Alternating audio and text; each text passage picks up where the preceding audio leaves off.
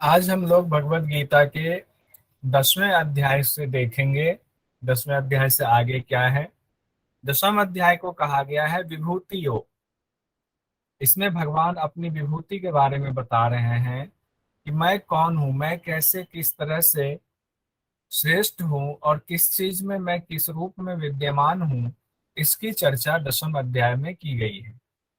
भगवान कहते हैं अतिथि के पुत्रों में मैं विष्णु हूँ, प्रकाशमान वस्तुओं में किरणों के समान मैं सूर्य हूँ, मरुतों में मैं तेज हूँ, नक्षत्रों का अधिपति मैं चंद्रमा हूँ, वेदों में सामवेद हूँ।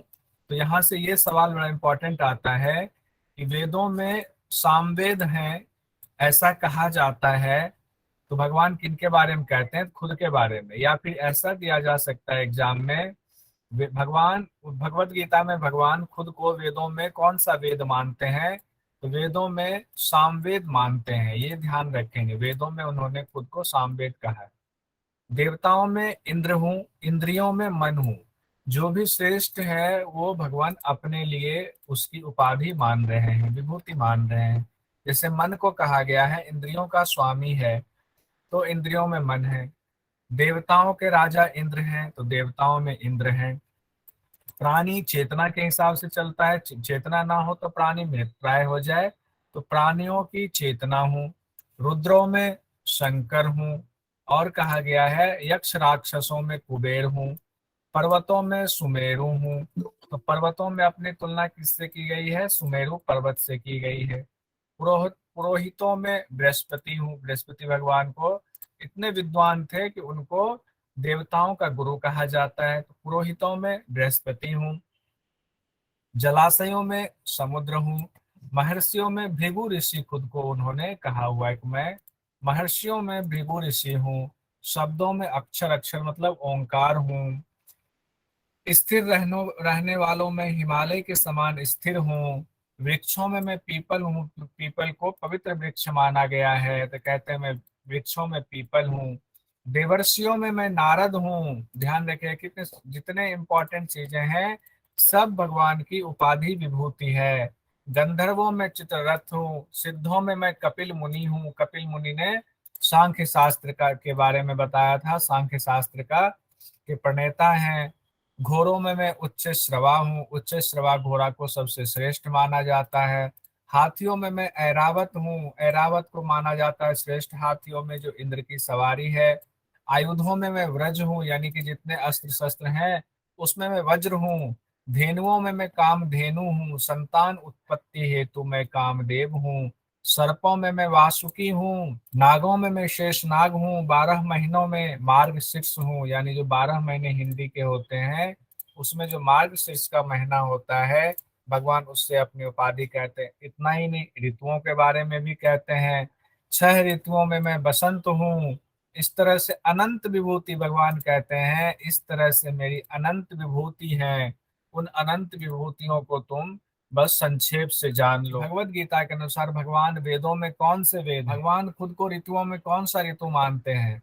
बसंत ऋतु। बसंत। भगवान खुद को हाथियों में कौन से हाथी बताते हैं? ऐरावत। ऐरावत। ऐरावत। अब आगे 11वां अध्याय हम लोग पढ़ते हैं। देखिए इसमें जो क्वेश्चन एक और आता है उसको लिख ही देता हूँ ताकि नोट रहेगा कि भगवान के विभूतियों की चर्चा भगवद गीता के किस अध्याय में की गई है? ये भी क्वेश्चन आ सकता है। तो किस अध्याय में की गई है? 10वें। 10वें अध्याय। विभूति योग 10 में। ठीक है। अब जो आगे है हमारा 11वां अध्याय, इसमें भी इसी तरह का क्वेश्चन आता हेलो है। अब जो है 11वां अध्याय अपना है जिसमें विराट स्वरूप दर्शन योग है। इसका नाम ही है विराट स्वरूप दर्शन योग, यानी कि भगवान ने अपना विराट स्वरूप 11वें अध्याय में उसकी चर्चा है जो उन्होंने अर्जुन को दिखाया। बेसिकली अर्जुन ने भगवान के विराट स्वरूप को देखने की इच्छा जाहिर की। आप इतना कहते हो कि सब कुछ मैं ही हूँ, तो आप अपना विराट स्वरूप एक बार दिखाओ। जिसके बाद भगवान ने अर्जुन को दिव्य दृष्टि दी। जैसे ही भगवान ने दिव्य दृष्टि दी, अर्जुन को जो स्वरूप दिखने लगा वैसा स्वरूप अर्जुन ने कल्पना भी नहीं की थी। उनको देखने लगा कि आकाश में हजार सूर्यों के समान तेज वाला एक रूप है। मतलब उस हजार सूर्य से भी उसकी तुलना नहीं की जा सकती, इतना इतना प्रकाश दिखने लगा। सब ओर से मुख और नेत्र वाले ही दिखने लगे, मतलब इतने भयंकर थे कि सब ओर सिर्फ और सिर्फ उनके मुख हैं, उनके नेत्र हैं, उनके हाथ हैं, और उनके हाथों में अलग अलग तरीके से दिव्य अस्त्र हैं। और अर्जुन ने ऐसा तो कभी सोचा ही नहीं था, और वो विस्मित हो रहे हैं, खुश भी हो रहे हैं, विस्मित भी हो रहे हैं, और भयभीत भी हो रहे हैं। ये उनकी स्थिति थी। तो इसमें एक तस्वीर बस लगाने की कोशिश की गई है। इसमें जो स्वरूप दिखा, कहीं काल दिख रहे हैं, कहीं देवर्षि दिख रहे हैं, कहीं मुनि दिख रहे हैं, कहीं देवताओं के समूह दिख रहे हैं, कहीं जितने सारे योद्धा हैं सब उस मुंह में घुसे जा रहे हैं भयंकर रूप में। और अर्जुन जो है जो स्वरूप देख रहे हैं तो उनको पता ही नहीं चल रहा है कि इनका आदि कहाँ है, अंत कहाँ है। ना तो शुरुआत दिख रहा था, ना अंत दिख रहा था। सभी ऋषि, सभी देवता, ब्रह्मा जी, शंकर जी, दिव्य सर्प, अनेक हाथ, अनेक पेट, अनेक नेत्र दिख रहे थे अर्जुन को। और अर्जुन जो है विस्मित होकर देखता जा रहा था। ना उसके शुरुआत का पता लग रहा था, कहाँ से शुरू हो रहा है और कहाँ ये स्वरूप खत्म हो रहा है। इतना स्वरूप जब देख लिया अर्जुन ने तो भयभीत होने लगे। उन्होंने देखा कि देवताओं के समूह भी उसमें प्रविष्ट हो रहे हैं भगवान में, और कई देवता तो भयभीत हैं। सिद्धों के समूह जो है स्तुति कर रहे हैं, स्तुति गायन कर रहे हैं। तो अर्जुन कहते हैं कि हे भगवान, मैं आपके इस रूप को देख करके व्यथित हो रहा हूं। अब उनसे ये सहा नहीं जा रहा था। दिव्य रूप तो भगवान ने दे दिया, लेकिन इस रूप को ज्यादा देर तक देखना भी अर्जुन के लिए असह्य हो रहा था। अर्जुन ने कहा, हे भगवान, प्रलय काल की अग्नि के समान आपकी दाढ़ हैं, मतलब दांतें हैं। हे प्रभु, आप प्रसन्न हो गए। अब उनको जो उनका विकराल रूप दिखने लगा तो अर्जुन परेशान हो गए। उन्होंने कहा, हे प्रभु, आप प्रसन्न हो, आप क्यों इतने नाराज हो? सभी प्रमुख योद्धा जितने भी हैं सब आपके मुख में प्रवेश हो रहे हैं, उनमें से कई तो आपके दांतों में फंसे हुए हैं, जबकि अभी तो युद्ध हुआ भी नहीं है। और युद्ध के हुए बिना ही ऐसा लगता है कि सब के सब जो है अपने मृत्यु को प्राप्त हो रहे हैं। तो अब अर्जुन कहते हैं कि हे प्रभु, मुझे बताइए कि आप कौन हैं, मैं आपको तत्व से जानना चाहता हूँ। भगवान कहते हैं जवाब में, मैं संपूर्ण लोकों का नाश करने वाला काल हूँ। यानी उस समय चूंकि महाभारत का युद्ध शुरू हो रहा तो हो ही गया था, शंखनाद हो ही गया था। तो कहते हैं कि मैं संपूर्ण लोकों का नाश करने वाला काल हूँ। इस समय मैं लोगों के संहार के लिए आया हुआ हूँ। तुम्हारे प्रतिपक्ष में जितने योद्धा खड़े हैं वे सब के सब बिना मारे भी मारे जाएंगे, यानी कि वो मेरे द्वारा पहले ही मारे जा चुके हैं। ये सब मेरे द्वारा पहले ही मारे जा चुके हैं, इसीलिए तुम अब सिर्फ और सिर्फ निमित्त बनो कि तुम्हारे द्वारा ये काम हो, कि तुम मार रहे हो, दुनिया ये समझे। लेकिन सच ये है कि मैंने तो इन सबको पहले ही मार दिया है। अब तुम नहीं भी मारोगे तो भी ये मारे जाएंगे। इसके बाद अर्जुन ने कहा, ठीक है। अब अर्जुन को इससे ज्यादा तो कुछ चाहिए नहीं था। उन्होंने कहा, हे भगवान, अब मैं आपका ये स्वरूप और नहीं देख पा रहा हूँ, तो अब आप अपना देव रूप वाला जो चतुर्भुज स्वरूप है वो दिखाएं। तो भगवान ने फिर अपना चतुर्भुज स्वरूप अर्जुन को दिखाया। और फिर भगवान ने कहा कि त्याग जो है उससे ही परम शांति की प्राप्ति हो सकती है। तुम त्याग दो अपने दुख को, अपनी सारी चिंताओं को, और तुम युद्ध करो। तो भगवान कहते हैं कि अब तुम जो है सिर्फ निमित्त मात्र बनकर इन लोगों को मारो, क्योंकि ये मारे तो जा ही चुके हैं। पहले से तय है किनकी मृत्यु होनी, किनकी नहीं होनी है। और मारने के बाद तुम इस राज्य को जीतकर, जो कि धन धान्य से संपन्न राज्य है, उसको भोगो। इसके बाद अर्जुन ने इच्छा जाहिर की चतुर्भुज रूप देखने की, तो भगवान ने उनको चतुर्भुज रूप दिखा दिया। यहाँ तक। अब इसके बाद 11वां अध्याय हमारा विराट स्वरूप जो उन्होंने अपना दिखाया वो कंप्लीट होता है। अब 12वां अध्याय इंपॉर्टेंट था, वो वहां से हम लोगों ने ले लिया। 12वां अध्याय कौन सा है, क्या नाम है इसका? भक्ति योग। भक्ति योग। योग। इसमें कहते हैं भगवान कि पहले जो हम लोगों ने पढ़ा है कि अभ्यास और वैराग्य के द्वारा हम मन को जो है निरोध करेंगे, मन को शांत करेंगे। तो कहते हैं तो अभ्यास में भी अगर असमर्थ है, भगवान कहते हैं ठीक है तुम अभ्यास नहीं कर सकते हो, तो मेरे लिए कर्म करने के परायण हो जाओ, यानी कि सारे कर्मों को मुझे सौंपते हुए तुम उसके बाद तुम सिद्धि को प्राप्त कर सकते हो। यानी जो भी कर्म करो मेरे लिए करो, इतना तो कर सकते हो। मान लो अभ्यास नहीं कर सकते तो मेरे लिए ही सारे कर्म करो। उसके बाद 11वें में कहते हैं अगर मेरे लिए तुम कर्म भी नहीं कर सकते, उसमें भी अगर तुम असमर्थ हो, तो एक काम करो, मन और इंद्रियों को वश में करके संपूर्ण कर्मों के फल की इच्छा का ही त्याग कर दो। इतना तो करो। उसके बाद भगवान कहते हैं अभ्यास से ज्ञान श्रेष्ठ है। अभ्यास से ज्ञान श्रेष्ठ है, ज्ञान से ध्यान श्रेष्ठ है, और ध्यान से कर्म फलों का त्याग श्रेष्ठ है। ये एग्जाम के लिए इंपॉर्टेंट है, इसको हम लोग याद रखेंगे।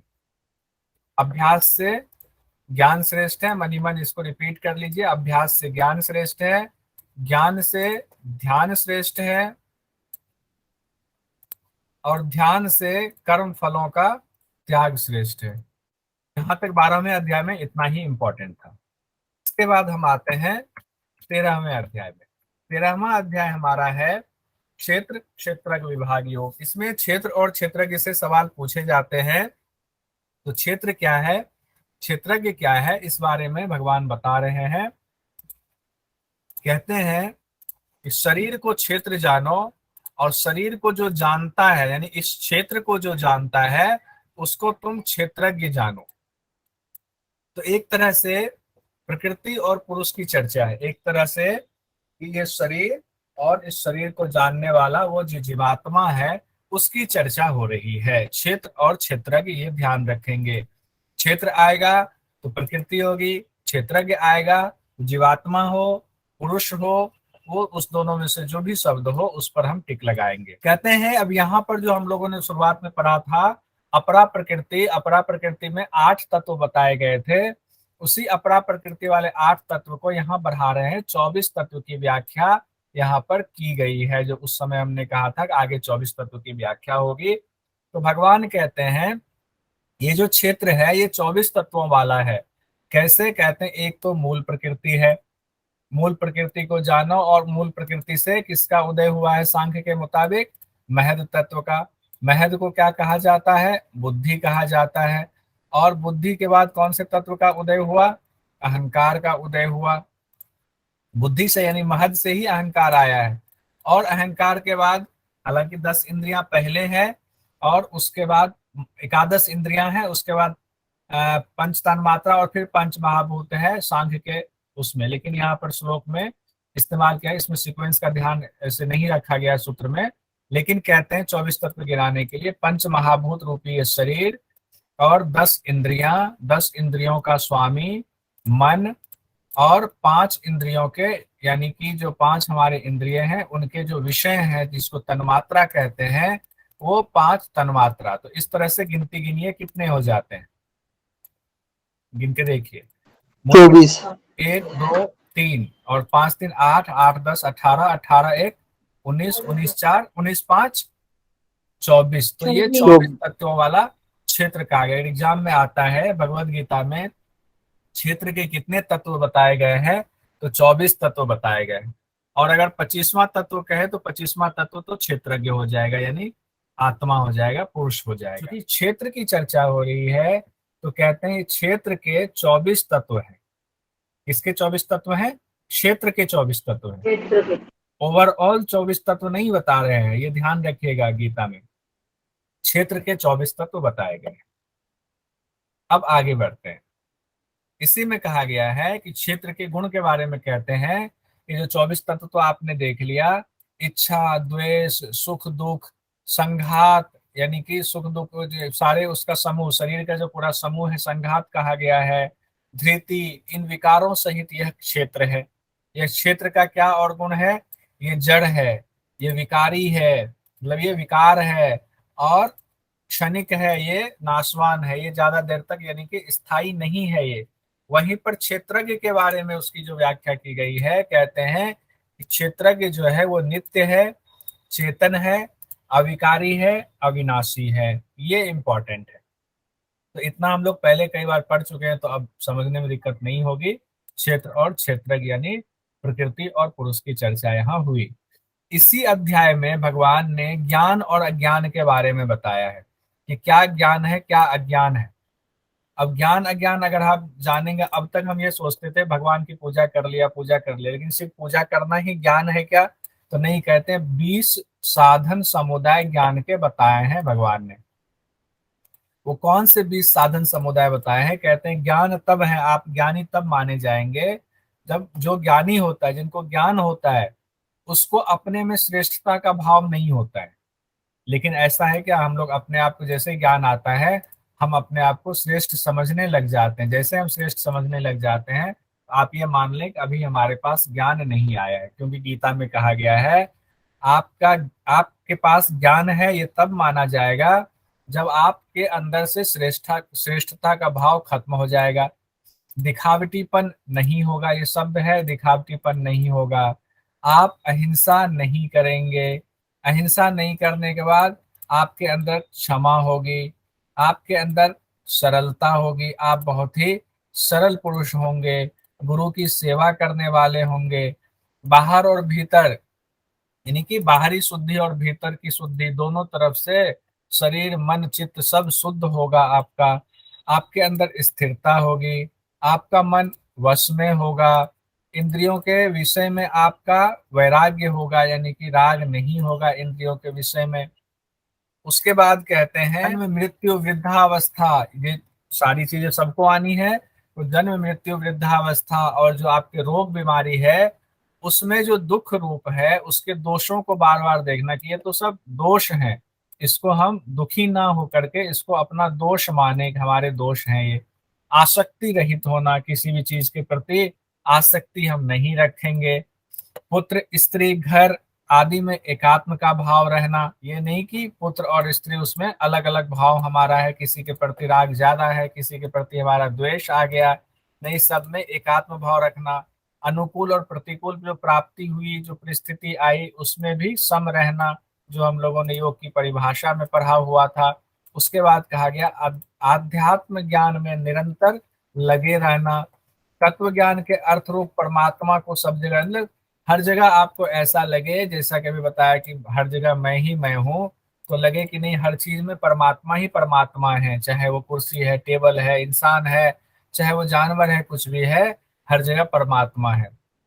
उसके बाद भगवान कहते हैं ये ज्ञान है, और इसके विपरीत जो भी है वो अज्ञान है।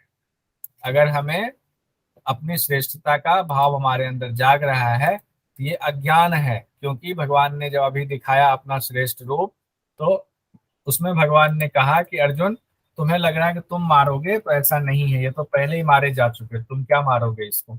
तब अर्जुन को लगा कि अरे मैं तो सिर्फ निमित्त बन रहा हूँ, ये तो पहले ही मारे जा चुके, इनका तो भविष्य पहले ही लिखा जा चुका है। इसीलिए आपको लगता है कि आज आप श्रेष्ठ बन गए तो आप जो है ये आपका है, तो नहीं, ये श्रेष्ठ जो है ऊपर वाले की कृपा की वजह से है। इसीलिए उस श्रेष्ठता पर गर्व ना करें, सोचे सब प्रभु को समर्पित करते जाएं। अब इसी में कल जो चर्चा हो रही थी ब्रह्म और ब्रह्मा, तो इसमें आज 12वें अध्याय में हम लोग पढ़ेंगे कि ब्रह्म का स्वरूप क्या बताया गया है गीता में, आखिर ब्रह्म कैसे होते हैं, कौन है ब्रह्म। तो हम लोग एक बार देखने की कोशिश करते हैं। हालांकि ब्रह्म को जानना आसान नहीं है, खुद ब्रह्मा भगवान भी ब्रह्म को नहीं जान पाए, तो हम आप कैसे जानेंगे शिव शास्त्र को 2 मिनट 4 मिनट में पढ़ करके। लेकिन फिर भी जो गीता में बताया गया है उसको समझने की कोशिश तो कर ही सकते हैं। कहा गया कि वे सब जगह, यानी कि वे मतलब ब्रह्म, ब्रह्म सब जगह, सब हाथों वाले, पैरों वाले, सब जगह नेत्रों वाले, सब जगह मुख वाले, और सब जगह सिरों वाले हैं, सब जगह कान हैं उनके। यानी कि एक भी जगह नहीं है जहां उनके हाथ ना हो, जहां उनके पांव ना हो, जहां उनके नेत्र ना हो, जहां उनके कान ना हो। कहते संसार में सबको व्याप्त करके वो स्थित है, यानी सब कुछ उनकी वजह से ही व्याप्त है। और कहते हैं वो संपूर्ण इंद्रियों से रहित हैं। एक तरफ तो कहते हैं कि उनके पास कोई इंद्रिय नहीं है, लेकिन संपूर्ण इंद्रियों के जो विषय हैं उसको प्रकाशित करने वाले हैं। अब यहाँ पर दोनों चीजें कहते हैं, यानी कहने का मतलब ये है कि वो किसी भी चीज से में घुसे हुए नहीं है, लेकिन हर चीज उन्हीं से व्याप्त है। आसक्ति से वो रहित है, उनके अंदर कोई आसक्ति नहीं है, लेकिन संपूर्ण संसार का भरण पोषण वही करते हैं। उनके उनके बिना संपूर्ण संसार का भरण पोषण नहीं हो सकता है। उसके बाद कहते हैं सभी गुणों से वो रहित हैं। अब जब सभी गुणों से रहित हैं तो लेकिन साथ में कहते हैं सभी गुणों के वो भोक्ता भी हैं, लेकिन वो सबसे अलग है। वो सिर्फ करवा रहे हैं, कर कुछ भी नहीं रहे। कहते हैं संपूर्ण प्राणियों के, चाहे आप हो, चाहे हम हो, चाहे और कोई प्राणी हो, कुत्ता हो, बिल्ली हो, गाय हो, बकरी हो, कहते हैं संपूर्ण प्राणियों के बाहर और भीतर ब्रह्म मौजूद है। इसीलिए जो तत्वज्ञ होते हैं, जो ज्ञानी होते हैं, जो अभी ऊपर हम लोगों ने पढ़ा, वो हर जगह हर प्राणी में ब्रह्म ही देखते हैं। कहते हैं चर अचर जितने भी प्राणी हैं वे भी मैं ही हूँ, उन सब में मैं हूँ। दूर से दूर और नजदीक से नजदीक नजदीक जितनी चीजें हैं वे उसमें भी ब्रह्म है, वो सब ब्रह्म का ही रूप है। कहते हैं अत्यंत सूक्ष्म होने की वजह से वो जानने में नहीं आते। कौन जानने में नहीं आते? ब्रह्म को जानना मुश्किल हो जाता है, क्योंकि वो सूक्ष्म से सूक्ष्म है, यानी अत्यंत सूक्ष्म है। कहते हैं संपूर्ण प्राणियों को उत्पन्न करने वाला, भरण पोषण करने वाला, संहार करने वाला, जो तीनों चीजें उत्पन्न किया, भरण पोषण किया और संहार किया, ये ब्रह्म ही करते हैं। ये ब्रह्म के ही कार्य माने जाते हैं, ब्रह्म के द्वारा ही अपने आप संपादित हो रहे हैं।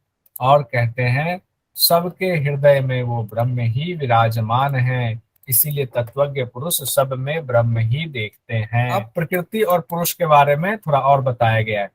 12वें अध्याय के ही 19वें, 20वें, 21वें श्लोक में बताया गया है। कहते हैं प्रकृति और पुरुष दोनों के ही तुम अनादि समझो। यानी सिर्फ ये नहीं कि पुरुष अनादि है, प्रकृति भी अनादि है, पुरुष भी अनादि है। तो गीता में दोनों को अनादि कहा गया है, ये ध्यान रखिएगा।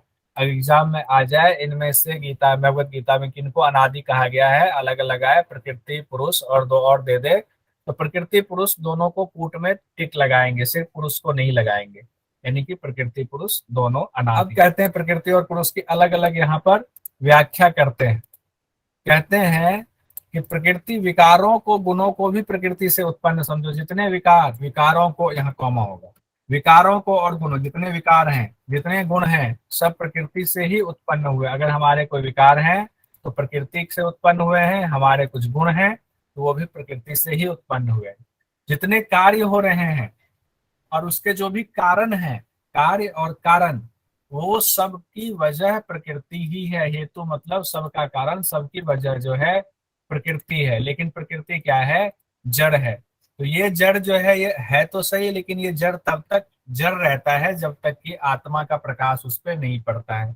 इसीलिए कहा गया है पुरुष के बारे में, कहते हैं कि पुरुष जो है सुख दुख का, अब जो ये सुख और दुख जो प्रकृति से उत्पन्न हुआ है उसके भोक्तापन का हेतु है, यानी उसका जो भोक्तापन है उसका कारण पुरुष है। क्योंकि पुरुष का प्रकाश अगर नहीं पड़ता तो प्रकृति के पास सब कुछ होकर के भी वो जड़ बना रहता, वो एक्टिव नहीं होता, वो उसमें चंचलता नहीं आती और वो सिर्फ एक जगह पड़ा रहता। इसीलिए सुख दुख के भोक्तापन पुरुष को माना गया है।